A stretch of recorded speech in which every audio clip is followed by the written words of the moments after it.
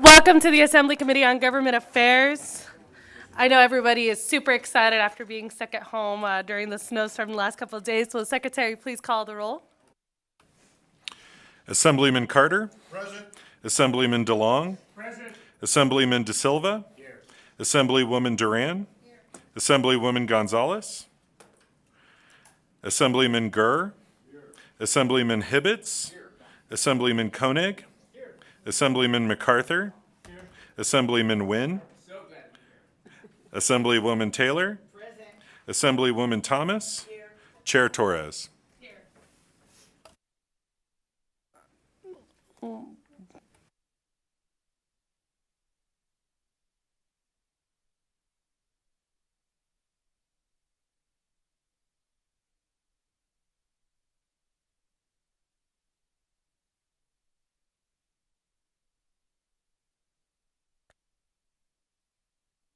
Thank you, committee members. It's great to be back in the room with all of you again today. Just if we could please mark Assemblywoman Gonzalez absent excuse. I know that she's out presenting bills right now, and she'll be back at her earliest convenience. We are going to go ahead and start with our members' bills first. So we do have AB 189 presented by Assemblywoman Howdy. So we're going to go ahead and start with that bill, and then we'll move on to AB 60 to close. So we will now open the hearing on AB 189, which revises the provisions governing construction start times in certain counties and cities. And Majority Leader, when you're ready, you may begin.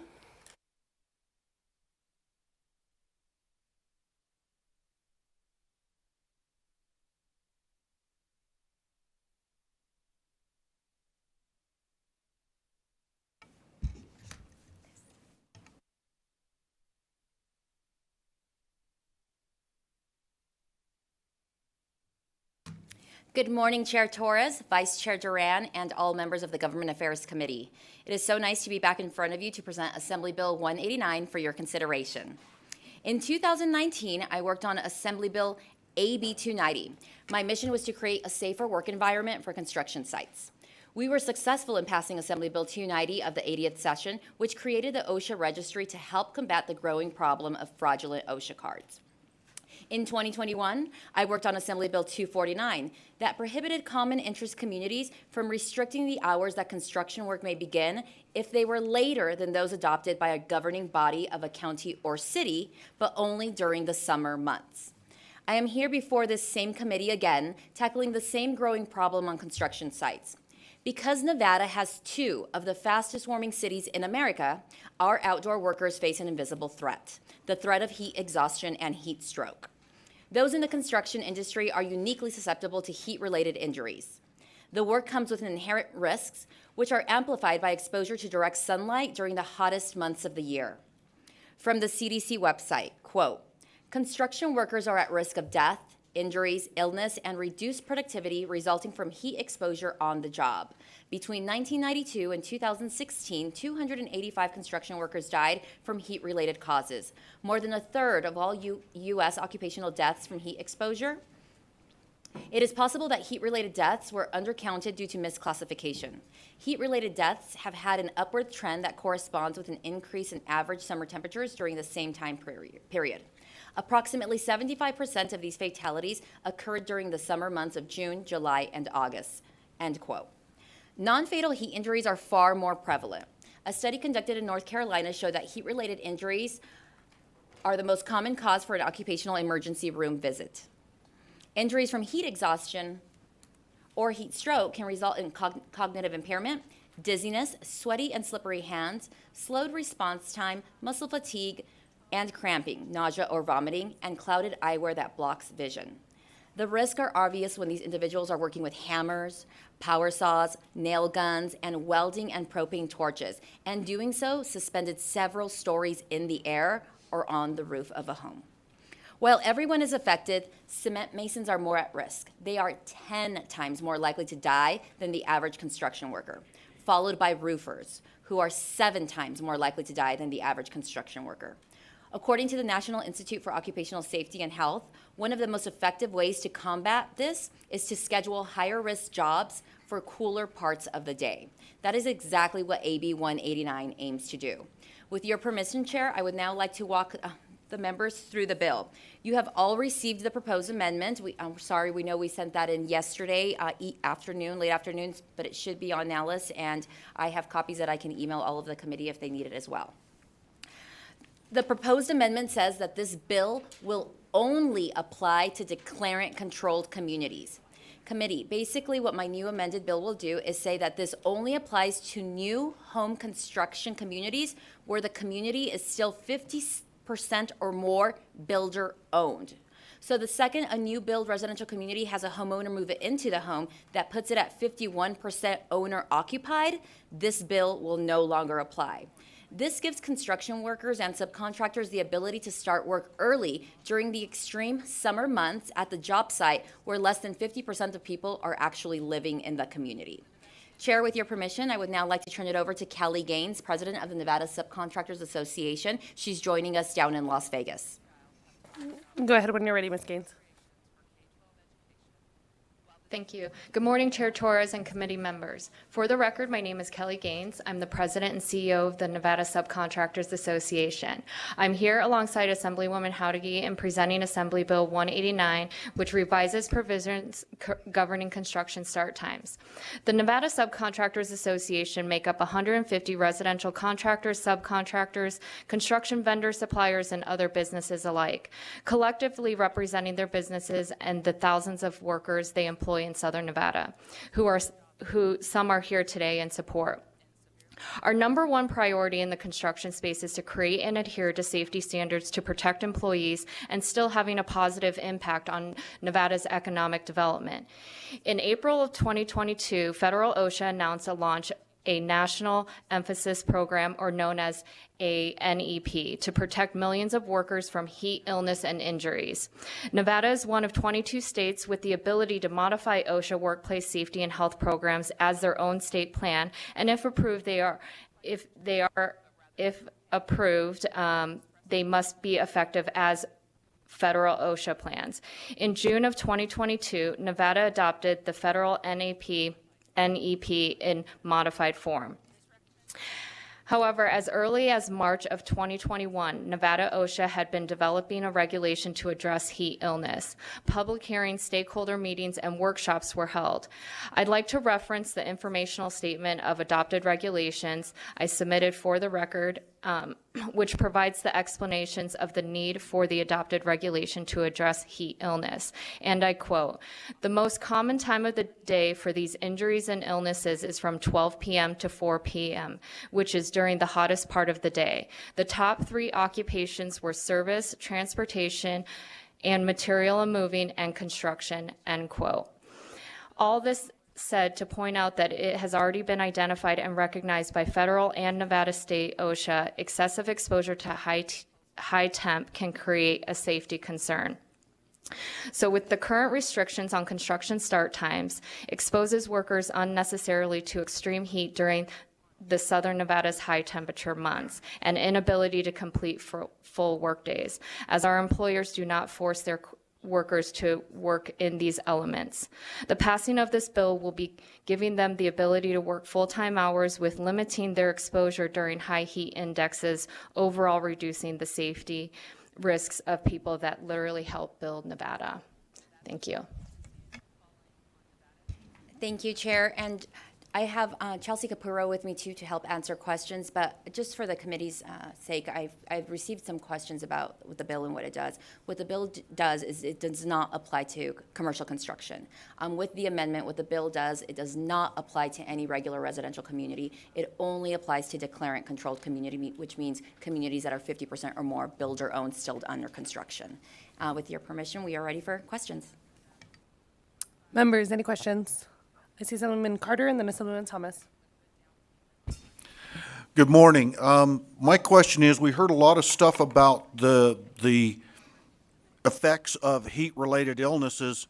Is there any effort to get any heat-related regulations into Nevada OSHA? Because I know there's not any currently. And so we're kind of chopping at the outside. Why isn't this trying to modify OSHA to protect all workers? Well, I can't, Sandra Howdigi for the record, I can't speak for OSHA, Assemblyman, but I do know that over the summer of 2022, they did come to Ledge Commission with regulations, so I believe it is something they are working on.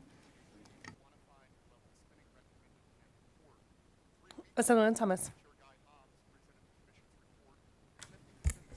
Good morning, Chair, and great presentation. Thank you so much. My question actually is a basic one. I noticed that existing law says to begin on May 1st, and this, it's not an amendment, but it says beginning in April 1st. So I want to know what was the reason for using an earlier month than to complete the existing law, May 1st through September 30th. Sandra Howdige for the record. Thank you for the question, Assemblywoman Thomas. It's getting hotter earlier in our fastest two warming cities. Again, this bill only applies to counties with 700,000 or more, so it would only apply to Clark County as it's printed. And I just wanted to make sure that, if possible, we were giving them an earlier start time as soon as possible, as soon as it started getting hotter. I wouldn't be opposed to amending existing statute to make it April 1st as well. That was part of the bill that I carried. So where you're reading in the Legislative Digest, that was part of the bill AB 249 that we carried from last session that implemented the start date of May 1st. But if the committee so wishes, I would be happy to move that up to April 1st as well. And thank you. Thank you very much for the explanation. Thank you, Chair. Thank you, Assemblywoman Taylor. Thank you, Chair. And good morning. Thank you for being here. Thanks for the presentation. I just want to make sure I'm clear on declarant controlled community. So what that would be, I'm going to put it in layman's terms, or layperson's terms, if you will. So once this applies to new construction residential, and once a residential area is more than 50% occupied by the homeowners, then they won't be able to, then they can start later than 5 a.m. No, what this bill does is it allows them to start at 5 a.m. Sandra Howdige for the record. It allows them to start at 5 a.m. when it's builder controlled. Right. As soon as it becomes homeowner controlled, so the majority of the community is owner occupied, then they would have to start at the normally scheduled times as imposed by the local county or city. Okay, that's what I thought I asked, but you said it better, so thank you. Thanks, Chair. Thank you. Assemblyman Hibbets and then Assemblyman DeLong. Thank you, Chair. My question is, where is declarant-controlled community defined? For the record, Chelsea Capurro, I would have to look that up exactly, but declarant is defined in statute, and so it lays it out. I can look it up to find what the exact NRS. Oh, does Chair, do you know perhaps? Thank you, thank you. And so our legal is actually out drafting bills to make sure that we're ready and we're meeting all our deadlines. So they're not here right now, but I can get that answer for us to the committee, and then we can make sure that it's shared out to all members. And I'll make sure that we get it to the bill sponsor as well. Assemblyman DeLong. Thank you, Chair. I get the issue you bring up that you're trying to cover here, which is trying to have safe work environments. Just wondering why it appears the amendment is actually limiting the applicability. Why is that? Thank you for the question, Assemblyman DeLong. Sandra Howdige for the record. I wanted to make sure that we were being respectful of other communities. Assembly Bill 249 of the 2021 session kind of already addressed communities that are fully built and homeowners living in. So what we did with Assembly Bill 249 is we said during the summer months, May 1st through the end of September, construction work can begin in those communities, but not earlier than that time set by cities and counties. Many homeowners associations had later start times than the cities or counties allowed. For example, if a city had a 7 a.m. start time, some homeowners or some common interest communities had later start times of 9 a.m. And so what we did is that during the summer month, those HOAs are not allowed to impose a later start time than what the city or counties impose, which is about 7 a.m. And so we did want to be respectful of communities who are already being lived in by homeowners and limit the amount of calls that come into the cities or counties complaining about the noise. Thank you. Members, any additional questions? Yes. Madam Chair, I was able to look up in NRS, and I believe it's NRS 116.035 that defines a declarant. And that was 116.035.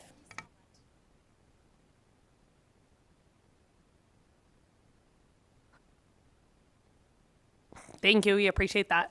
All right. At this time, seeing as how we're done with questions, we'll go ahead and move on to those testifying in support of this legislation. I'll invite anyone here in Carson City wishing to testify in support to approach the dais. As a reminder, everyone speaking wishing to testify in support will be given 2 minutes. And there is a timer in this committee too, so I'll just click the timer. There you go. When you're ready. Good morning, Madam Chairwoman and committee members. Lindsay Knox for the record with McDonald Crono here on behalf of the Southern Nevada Home Builders. We appreciate the Majority Leader bringing this bill forward. We are all for worker safety and believe that this is a step in the right direction. So we have our support and look forward to reviewing the amendment. Thank you. Thank you. I don't see anyone else wishing to testify in support here in Carson City. In Las Vegas, is there anyone wishing to testify in support of AB 189? When you're ready, you may begin.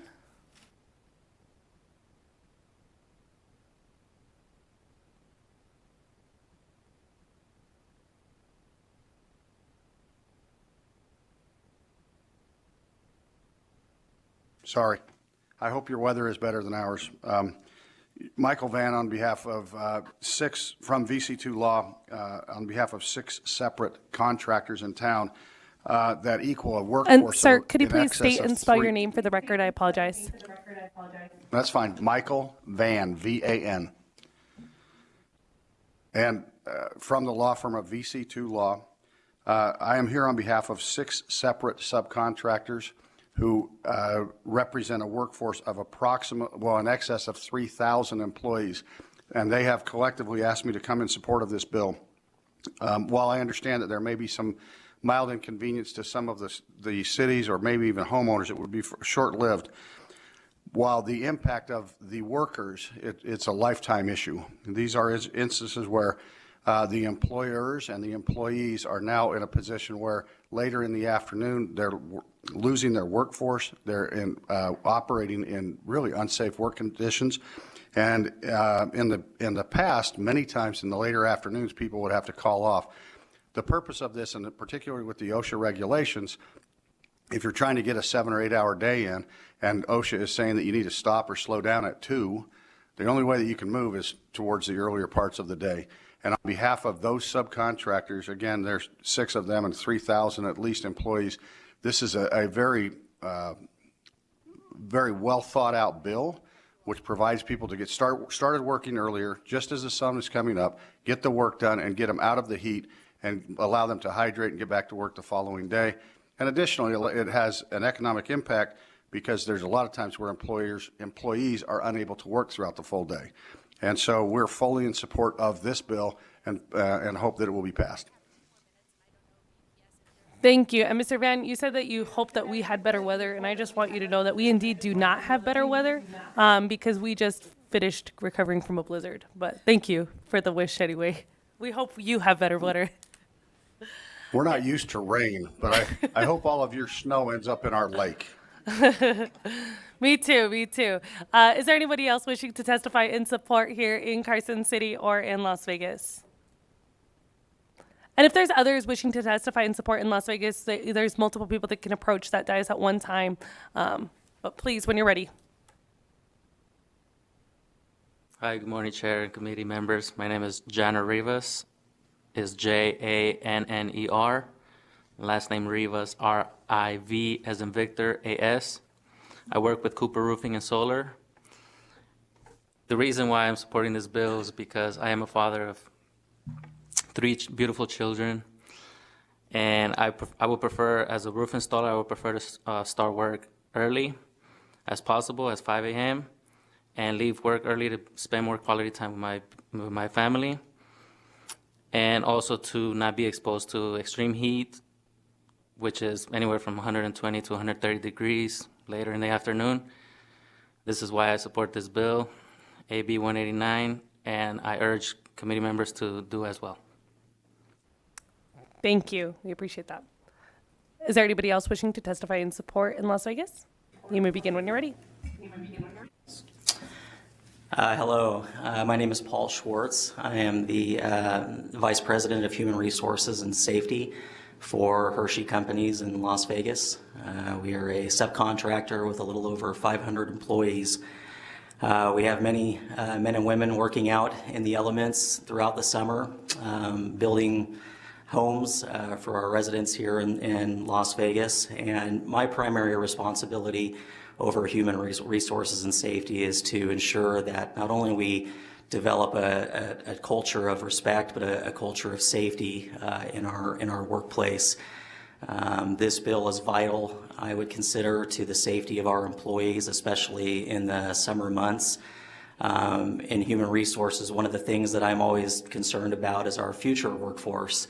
Those who are currently working in these skilled trades, a lot of them are nearing retirement, and we're hoping that a lot of students and those in high schools will be following in their footsteps and pursuing the skilled trades. And I actually go to high schools and colleges and speak quite often to encourage them to pursue the trades. And one of the topics that we talk about when we speak to students is the importance of safety and the resources and the effort that construction is putting into keeping the workforce safe. There's no doubt that construction can be a dangerous occupation. You're working on undeveloped job sites. You're not working indoors, you're working outdoors.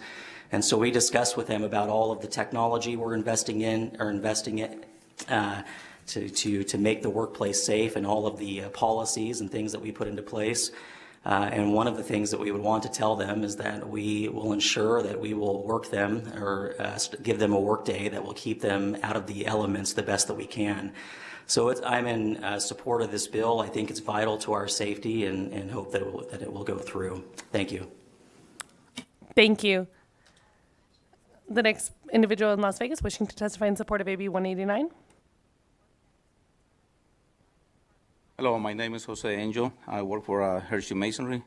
Been in the construction for over 25 years, working out in the field, and I can say the benefit of starting early is it helps to avoid the heat and be more energized and proactive, and that's why I support the bill. Thank you. Thank you. Next. Wesley Pettis, Hershey Companies. I'm the safety manager. The safety of our employees is vital. It's very important that we take care of our employees when they're out in the field. With this heat illness bill that's going through that we'd love to have, right, to be able to start earlier will help mitigate a lot of these injuries and illnesses, to be able to help keep everybody healthy and safe while they're working out in the field. I've been working in construction for a long time. I've started as a laborer working underground, installing all multiple different kinds of things, landscaping. I've actually worked on roofs. It gets all the different elements of working in these different types of trades. During the heat, you really feel it. You get exhausted. You feel the burden of the heat elements out there to be able to make you slow down and not produce what you need to produce, to be able to not come to work the next day when you're down. I'm very in support of this, to be able to help all of our employees that we look after, to be able to make sure they come to work every single day and they go home the same time or the same way that they come into work, and they can be able to go and spend time with their family and to be able to be safe. I'll leave that with you. Thank you. Thank you. Next. Good morning, Chair Torres and committee members. For the record, my name is Jorge Macias, Superintendent for Silver Lake Construction Company. We pour concrete foundations for homes in Clark County. I have been working in construction for the last 28 years in Southern Nevada. It has provided me and my family a good living. I really like working for my company. They do everything they can to protect me and my co-workers from the heat. But I and my co-workers still suffer in the summer because the heat is brutal. You cannot work the way you want to. You have to take more frequently breaks, and extreme heat makes you weak. We often have to start working before we get the 8 hours, and we will really like to start working earlier to avoid the heat. That will be the best because we get to work more and won't be as dangerous to our health. I support the AB 189. Thank you.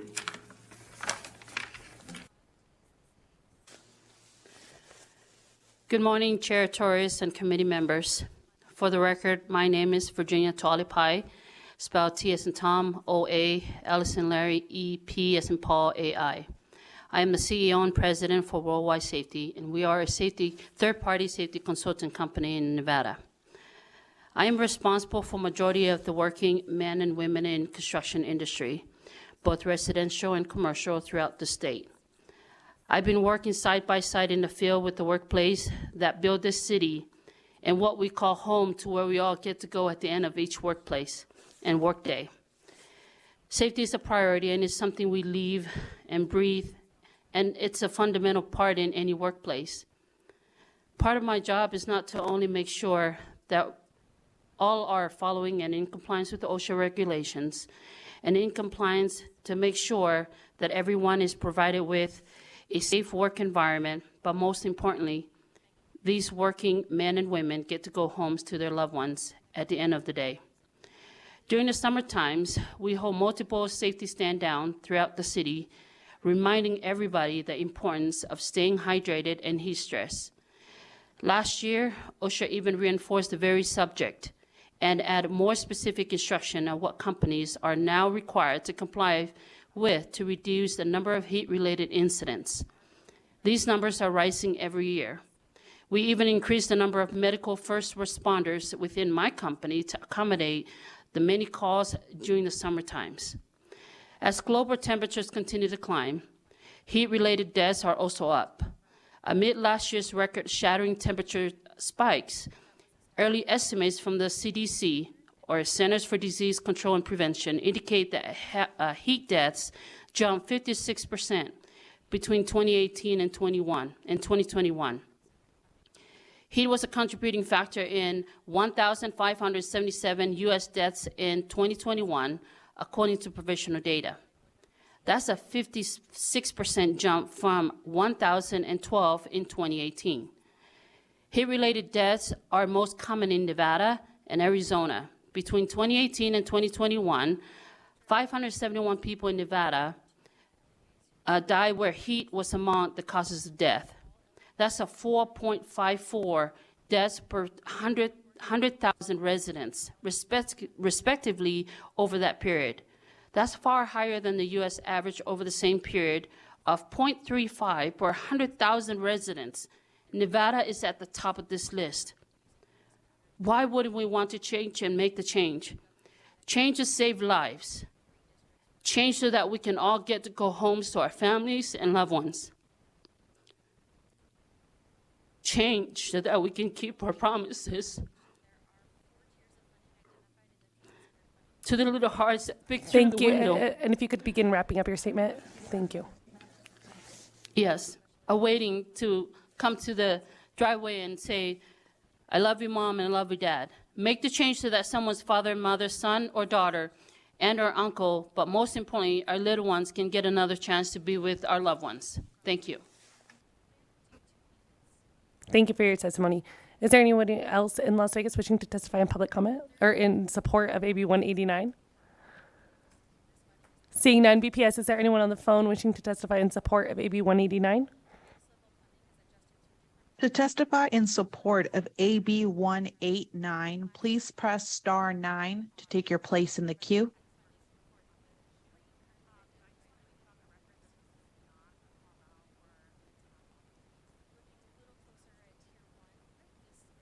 Chair, we have no callers wishing to testify in support at this time. Thank you. Is there anyone wishing to testify in opposition to AB 189 here in Carson City?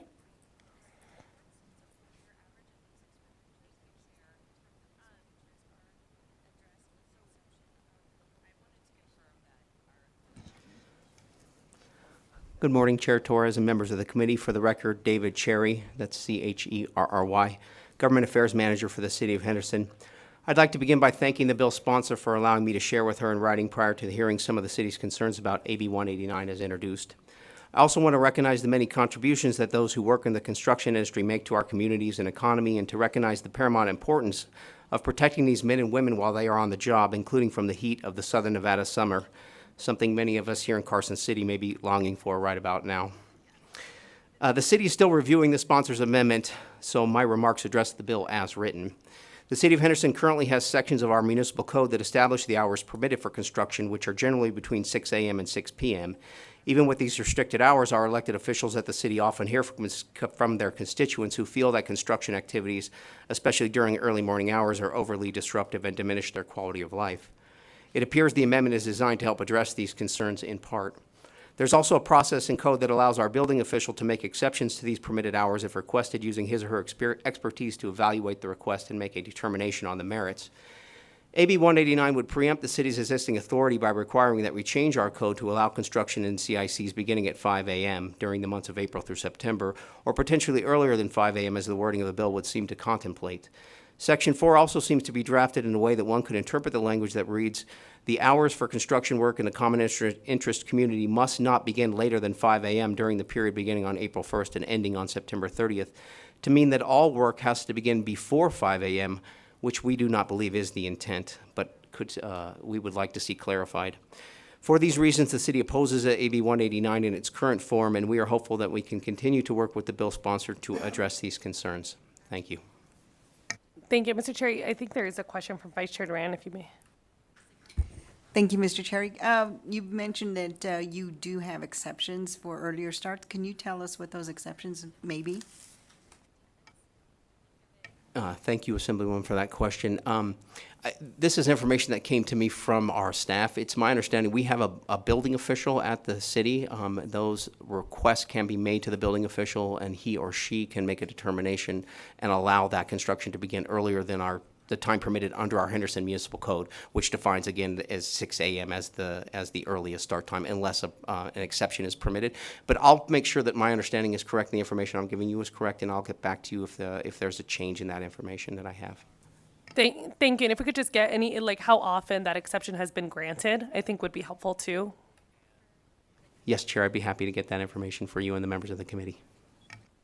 Thank you. I think that's all. Is there anyone else wishing to testify in opposition to AB 189 here in Carson City? Is there anyone wishing to testify in opposition to AB 189 in Las Vegas?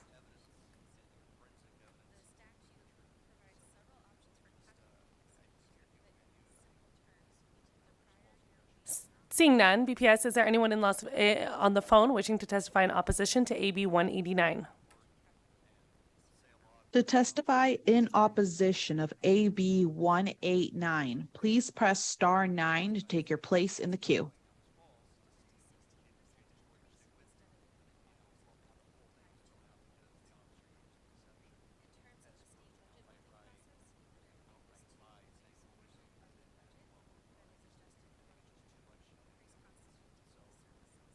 Caller, if you could please press star 6 to unmute yourself.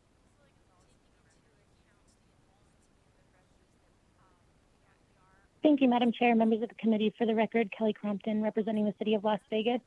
We echo the concerns that my colleague from the City of Henderson vocalized. We too have times set in place in local ordinance that take care of current noise ordinances, and we do have a similar exemption for the case of necessity in the interest of public health and safety that allows for permitting at an earlier time.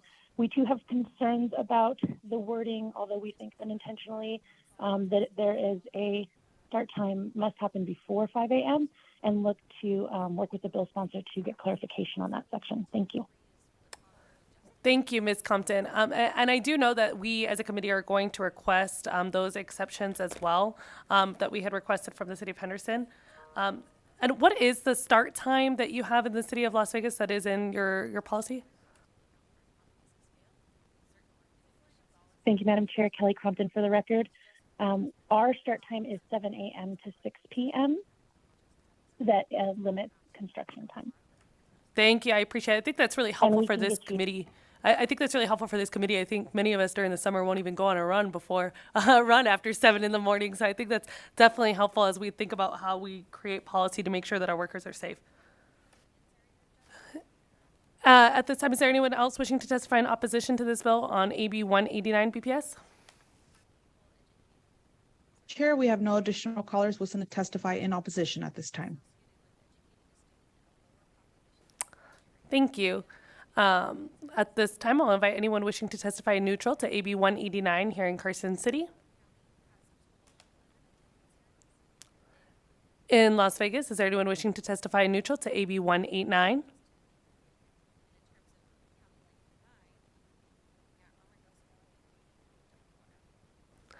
BPS, is there anyone on the phone wishing to testify neutral to AB 189?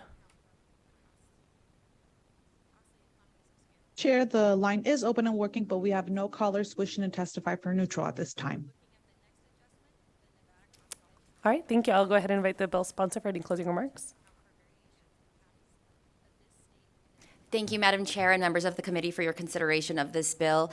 I think President Gaines said it best. These are the people who build the state that we called home. And every session, I like to come in and just do my part, just do a little bit to make their working conditions safer. So thank you for your consideration. Thank you. We'll now close the hearing on AB 189. Yes, go ahead, Assemblyman DeLong. Thank you, Chair. I'll be quick. I noticed that the bill would become effective July 1st in the middle of this summer. If it's that important, why aren't we making it effective upon passage?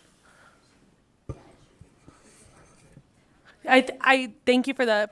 I know that the hearing is closed, but I will make sure that we work with the bill sponsors so that we can make that the bill as effective as soon as possible, so that our workers can have those protections in place. Thank you. I appreciate that feedback, Assemblyman DeLong. All right. At this time, we'll now open the hearing on AB 60, which is presented by the Committee on Government Affairs from the Nevada League of Cities and Municipalities. This bill revises provisions governing local improvements. I'll invite the bill sponsors forward, and you may begin when you're ready. Good morning, Chair Torres and members of the committee. For the record, my name is Stephen Wood, representing the Nevada League of Cities and Municipalities. With me today is David Cherry, Government Affairs Manager, and Assistant City Attorney Wade Gochner, both from the City of Henderson. Today we'll be presenting AB 60 for your consideration.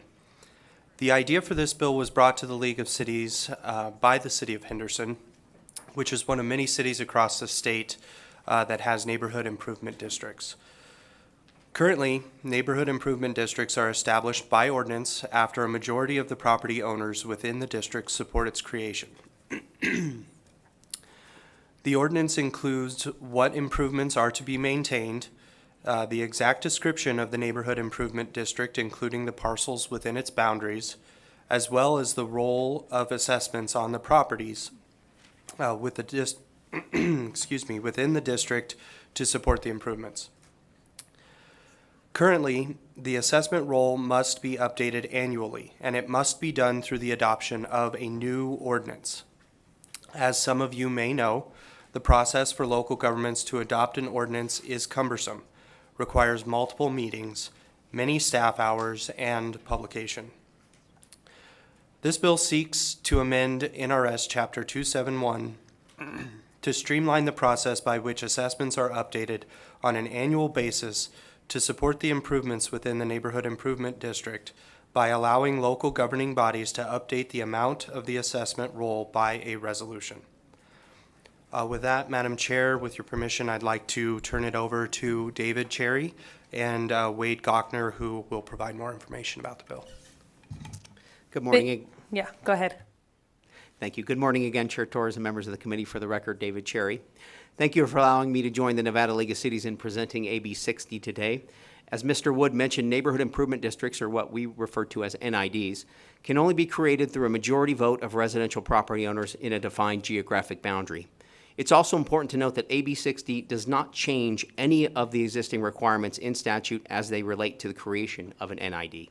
The City of Henderson first brought this concept to the Nevada Legislature in 2015 as SB 47, which was signed into law that year. NIDs allow property owners to come together and fund neighborhood improvement projects through an assessment on each of their properties. Local governments administer the assessment and can help property owners with contracting for improvement projects. Owners also have the option to form their own nonprofit entity to manage projects and other needs. In Henderson, we have one NID at the Meridian Estates near Robindale and Pecos Roads. This was formed to replace dead trees, add shrubbery, and remove waste, while also adding grading, an irrigation system, accent boulders, and rock mulch, all of which helped to preserve the neighborhood's curb appeal and contributed to maintaining property values. The NID's costs are divided among the neighborhood's 166 property owners and are paid through the annual assessment that is at the heart of AB 60. This common sense legislation seeks to streamline the process for updating the assessment roll once an NID has been created, while maintaining requirements that are meant to ensure the public can participate in the process. AB 60 requires that property owners be given a 21-day notice by mail that the assessment roll is being amended to reflect the new assessment amount, and that they can attend a public meeting where they can provide comment or lodge a protest. The City of Henderson strongly supports AB 60 and believes that it will streamline the process for updating annual NID assessments, resulting in a savings of both time and money. Thank you, and I'd now like to invite my Henderson colleague, Assistant City Attorney Wade Gochner, to walk you through the bill section by section. Good morning, Chair. Wade Gochner, Assistant City Attorney for the City of Henderson. Last name is Gochnour. Madam Chair, with your permission, I'm happy to walk the committee through the bill. Yes, when you're ready. Thank you. Section 1 and Section 2 of the bill are essentially conforming changes. These are due to the fact that currently the bill, current statute as it relates, refers to Section NRS 271.377 for certain procedures that have to be followed when amending the assessment roll. Due to the changes in this bill, in 271.377, those sections in turn refer to NRS 271.380 and NRS 271.385 for the actual procedures that have to be followed. These conforming changes simply remove that second referential and refer directly to those sections to remove that out so that we no longer have to have that double reference. Section 3 is the heart of the bill. In that bill, we are trying to, again, revise NRS Section 271.377. That section requires the governing body to go through a formal multi-meeting process that includes notice to the public, a notice of hearing. We have to have a resolution passed. It has to set a public hearing. We have to notice that public hearing. We have to conduct that public hearing. And then if there are not sufficient objections at the public hearing, we then have to pass an ordinance through 2 more meetings at the City of Henderson. We're looking to streamline that. So the first thing to note is what this bill does is that we are seeking to amend the assessment roll rather than pass a brand new roll every year. So all we're looking to do is the assessment roll will already provide for the parcels that are being assessed, the portion of the assessment that goes to each parcel, and the only thing that will be changed is the amount of the assessment and how it's not how it's apportioned, but the amount that is applicable to each property owner within the district. The way this would be handled is similar to current law, and what the statute, or excuse me, what AB 60 does is it says the government will consider this amendment to the assessment roll at a public hearing of the public body, which is duly noticed in accordance with Nevada's open meeting law. The bill requires a 21-day notice by mail to each resident or each property owner within the district. That notice would include the amount of the assessment for the following year, as well as the date and time of the public meeting at which they can come and either provide their comments, their concerns, or their objections to any assessment amounts.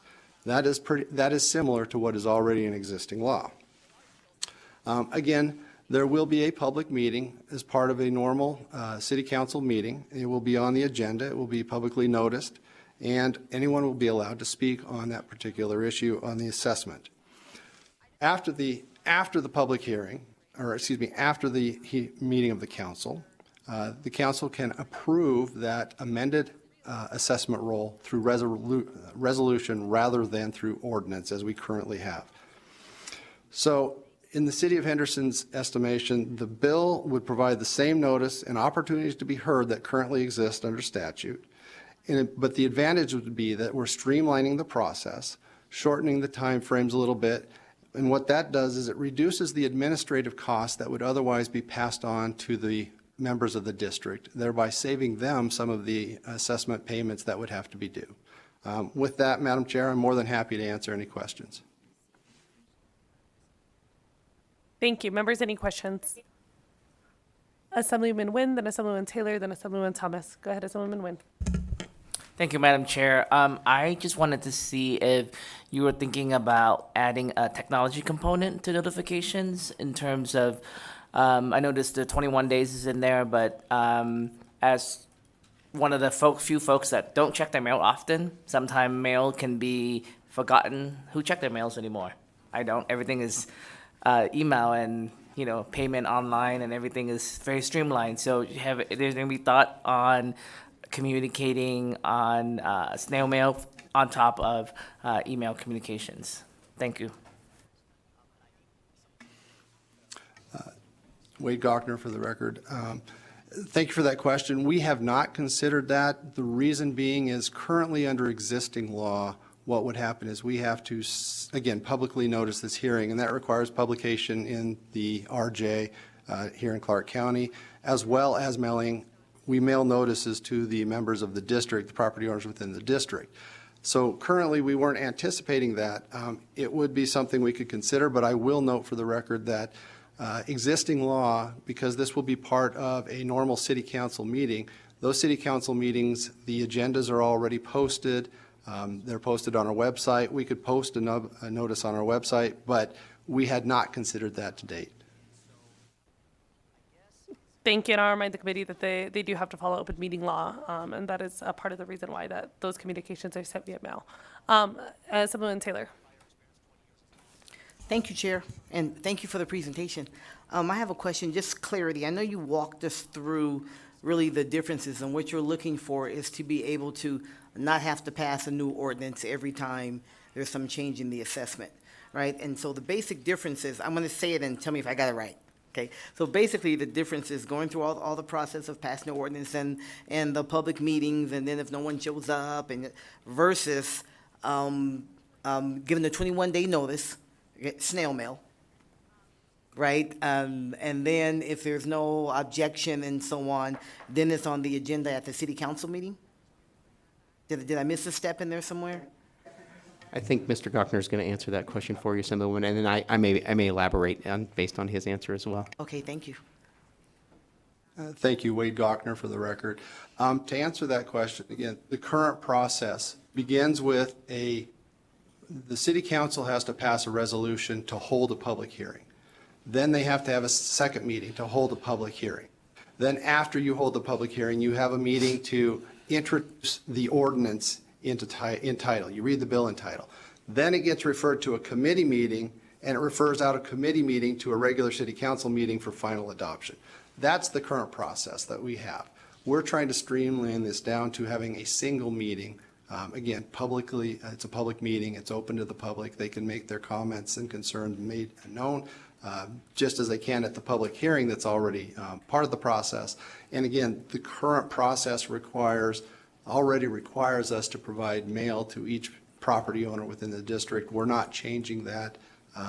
We're just trying to shorten down the timeframes to make it a little bit easier and a little less administrative burden on staff, as well as reduce the administrative cost to the district. I hope that answers your question. May I follow up, Chair? Go ahead, follow up. Thank you. Yeah, it does, but I guess, first of all, yes, it does answer my question. So, period. That's not a but, that's a period.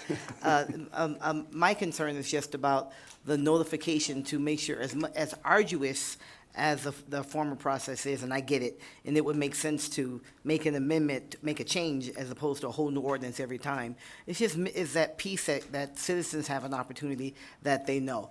The benefit to having such an arduous process is it's out there for the community that many times, every time there's a meeting, in case someone misses it. So that's my concern is that really one notice enough for someone's assessment to actually go up. So that's where my concern comes from. Additionally, if I may, is when has the decision been made? Is that the HOA association? Who's decided that the assessment needs to go up? Because we need some mulch and branches and bushes, which look lovely, but just how was that decision made as well? For the record, David Cherry with the City of Henderson. Assemblywoman, thank you for these very thoughtful questions. And I guess just to go back a little bit to your first question, in evaluating the process, we felt that doing it in a single meeting, there was an advantage there. In our experience, once the NID was created, and we've gone through this process a few times with our Meridian Estates NID in Southern Nevada in Henderson, we haven't found that there's been a tremendous amount or a large amount of members of the public who have come out to participate in the process when we have updated the assessment. So that's really borne out of our experience that we brought this request for the change. The difference here being that under the current process, there would be a requirement that we do a certified mailing as opposed to just doing a mailing 21 days in advance. So it is still using the U.S. mail to make that notification process. I think Assemblyman Nguyen brings up a good point that we could look at also maybe augmenting that through something using another form of technology, such as potentially an email. The problem with that being, that the email would have to be given by the individual property owner. Emails can change. What we would use to make sure the mailing was that the mail was received by the property owners was that we would use the assessment roll that was done by the county assessor. So basically, the same thing that any other tax lien, any other tax notification would be sent to that address that's on record with the assessor. That has to be it's on the there's a requirement on the property owner that they maintain a current address with that office. So that way we know that we're notifying the proper individual, because you could have a situation where a resident of the home were to receive the notification, but they are not the property owner. And we want to make sure that the property owner is aware that the assessment is being amended, because they are the ones responsible at the end of the day for paying that assessment. However, as Mr. Gochner did speak to, any member of the public is invited to come out to the public meeting. If you're a resident and you want to speak about the assessment or the type of services that are being provided, you're welcome to do that. You don't even have to live in the district. You can still come and make public comment. But only the property owners are the ones who can actually lodge a protest or complain about the assessment, the amount that's being proposed for that year. And then to kind of answer the second part of your question, the district at the outset, as Mr. Wood spoke to in his introduction, really sets out what it is that the work is supposed to be, really sets out what work is going to be done under the Neighborhood Improvement District. We call those neighborhood improvement projects. Using the City of Henderson's NID as the example, after they did the initial work, each subsequent year what's really being paid for by the residents is the upkeep. So they had to make a larger investment on the front end. It paid for the irrigation, it paid for the landscaping, the new trees to be planted, the new plants to be installed. Each subsequent year, what we've done is we've basically helped them find a contractor who provides landscaping and maintenance of the irrigation system and the other components there. So the cost actually went down. So it's actually a very small amount that they're paying now each year in the annual assessment just to pay for the upkeep. The first 2 years, there was a larger cost to them because it paid for all of the investment up front, and then after that, it was really just the upkeep. So that's kind of how the determination is made. We see what the charges that are being levied by the contractor or by the other service provider, or if there's a need for new equipment to be purchased, whatever it is, and then that amount is divided up among all of the property owners who are within the NID. So that's what we're doing on an annual basis, and once that calculation is made, then we amend, right now we have to do the multi-step process to create the new roll that sets out what if the bill is passed and signed into law. What would happen is we would amend the existing roll to reflect that new amount. So, for instance, in 2024, you as the property owner, maybe your assessment would be, $36 for the entire year, divided up over the course of the 12 months. Hopefully, that gives you a little more understanding of how the process works now and how the process would work if the bill were to be enacted. Okay, I appreciate that. Thank you so much. Thank you, Chair, for your indulgence. Thank you, and I believe Assemblyman Thomas had a question, and then Assemblyman DeLong. Thank you, Madam Chair, and thank you for the presentation this morning. I appreciate it. In Section 3,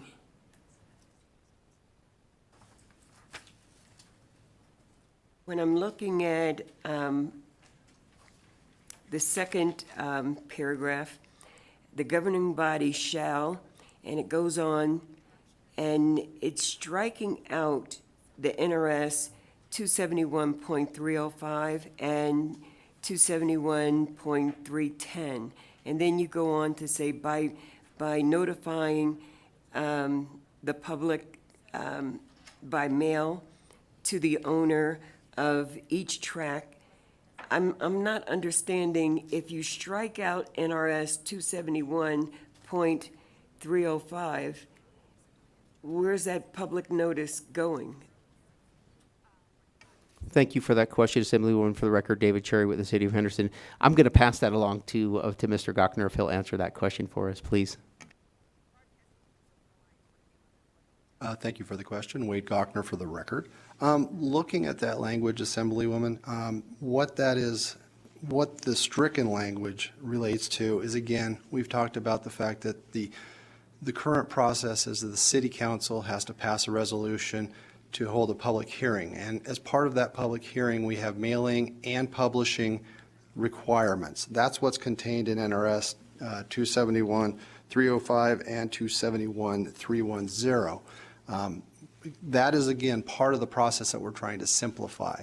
So what the statute will now say is, rather than reference to these various standards to provide notice as a public hearing, we are going to be required to provide this mailing to each of the property owners within the district at least 21 days before the hearing of City Council, and provide them with a notice that, in that notice, it'll provide them with the date that they can come and make any objections, as well as the proposed amount of the assessment for the following year.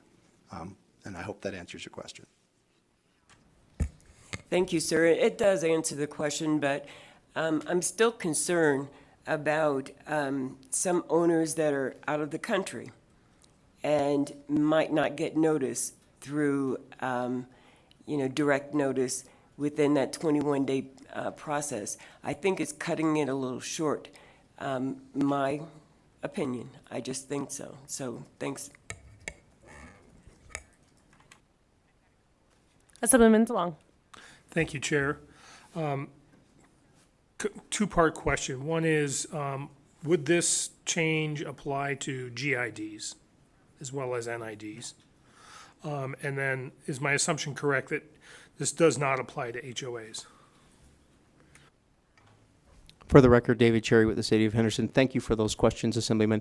It's my understanding that this would not apply in any way to an HOA. An NID is not an HOA, nor is it a GID. I know there's SIDs, LIDs, GIDs, right? We got a whole, alphabet soup here. But my understanding is the way the statute reads, NIDs are a separate improvement district. Let me just make sure Mr. Gochner concurs with that, since he's our legal expert on the team here today. Wade Gochner for the record. That is correct. NIDs are a separately defined district type within Chapter 271 of NRS. Thank you, Chair. Thank you. Members, any additional questions? I do have one question regarding the notices that come out. Are the notices that come out, can we get a copy of what a notice might look like for the committee? I guess my question is really one, is it in language that is understandable to the community that is receiving it? I mean, I receive a lot of notices, and my residents from the county and from the city, some of those notices are much more challenging to understand. And so I'm wondering what that looks like, because if a community member is receiving a notice and they don't know what the notice is saying, I imagine that they're significantly less likely to participate in that process. And that might be a reason why they're not coming out. Additionally, I'd like to know if any of these notices are sent out in other languages that are primarily spoken by the community that it serves. So in my community, for example, Spanish is very common language. I think I would probably say 80% of the people on my street speak only Spanish. And so do they get that notice in the language that they speak, or is the notice only available in English? Because I imagine in other improvement districts that might be an impact. Thank you, Chair Torres, for those questions. For the record, David Cherry with the City of Henderson. I did want to just make one observation. If anybody's familiar with LIDs, I think those are very common, especially in Southern Nevada. What we're proposing in AB 60 is in line with the way an LID assessment is amended. So basically, the way they do an LID is, after it's established, each year they do an amendment to the assessment roll instead of having to adopt the new assessment roll. So we really think this is actually more in line with what people are probably already experiencing. I would think that our notification is similar to what they would receive if they were in an LID. For those who may not be familiar, that's a local improvement district. That's another type of assessment district that's created in order to be able to fund infrastructure investments, and then the homeowners in the LID are then paying those back. And NID works almost exactly the same way. And then in terms of getting you a copy of a notification, we certainly can do that. Mr. Gogner, do you know offhand if we are providing those in more than one language at this time, or are we only providing members of the public with notification in a single language, and probably in this case in English? I cannot testify with specificity, but my belief is that it's currently only in English. And I don't know that there's any requirements in the current statute that require, although I certainly understand the concern. We've been following what's under current statute and current procedure, but we're certainly open to anything that will make it better. Thank you. And I know there's still a number of bills to be introduced, so I imagine we'll continue having this conversation around language access in public and local governments throughout the legislative cycle. Members, any additional questions? Assemblyman Hibbets. Thank you, Chair. One question. I understand that the meetings are subject to open meeting law and NRS requires that you use snail mail. Is there anything in NRS that says you cannot also use email to notify people? Assemblyman, for the record, David Cherry, thank you for that question. Again, I'm going to defer to Mr. Gochner, who's our expert on NRS. Thank you, Wade Gochner, for the record. I do not believe that there's anything that would there's nothing in NRS that would prevent us from asking for emails and providing additional means of notice should members of the property owners within the district desire that. Again, it would require us to get the information from them, and they'd probably have to have some sort of opt-in procedure. I'm just kind of thinking in advance here, but that would certainly be possible, and there's nothing in NRS that I'm aware of that would prohibit that as it is now. Thank you very much. Thank you. I appreciate that. Members, any additional questions?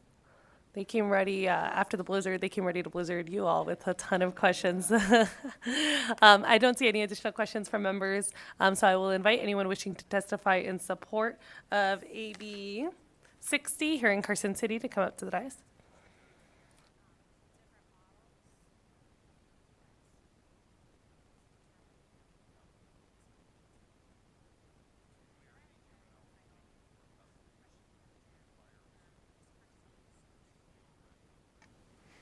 Good morning, Chair Torres, members of the Assembly Committee on Government Affairs. For the record, Leo Benavides, L-E-O-B-E-N-A-V-I-D-E-S,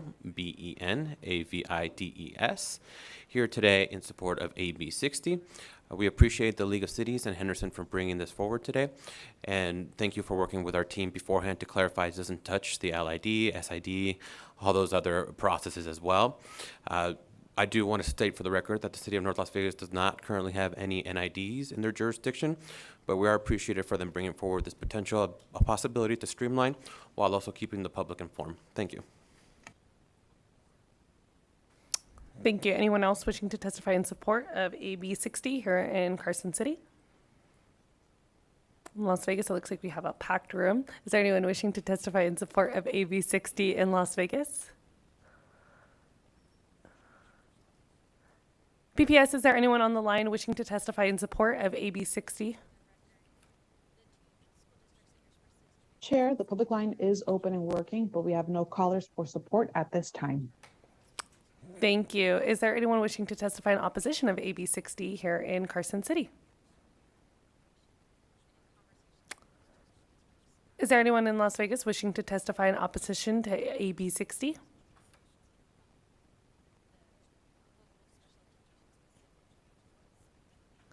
BPS, is there anyone on the line wishing to testify in opposition to AB 60? Chair, the line is open and working, but we have no callers for opposition at this time.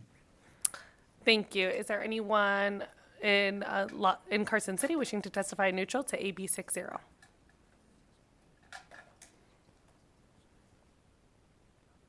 Is there anyone in Las Vegas wishing to testify neutral to AB 60? BPS, is there anyone on the line wishing to testify neutral to AB 60? Chair, the public line is open and working, but we have no callers for neutral at this time. Thank you. I'll go ahead and invite the remarks for closing remarks.